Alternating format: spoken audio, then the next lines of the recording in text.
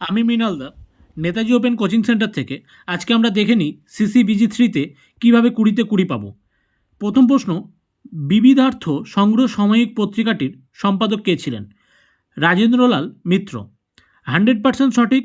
Live আমি করেছি, আপনারা মিলিয়ে নিতে পারেন। লাইভ পরীক্ষা দিতে গিয়েও আপনারা দেখতে পাবেন 20-তে 20 পাচ্ছেন। সেভ অ্যান্ড নেক্সট করে সাবমিট করবেন। গিরিশচন্দ্র ঘোষের লেখা দুটি পৌরাণিক নাটকের পরিচয় দিন। উত্তর ডি, জনা ও সীতার বনবাস। হিন্দু কলেজ কবিতাটি কার লেখা? Option A, Ishwar Gupta. পরের প্রশ্ন, রবীন্দ্রনাথের লেখা দুটি নাটকের নাম উল্লেখ করুন। একটা হবে বিসর্জন, মুক্তধারা।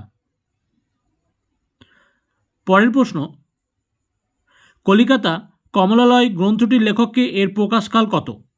এই প্রশ্নের উত্তর হবে ভবানীচরণ বন্দ্যোপাধ্যায়। পরের প্রশ্ন, প্রবন্ধ চন্দ্রিকা গ্রন্থটির রচয়িতাকে?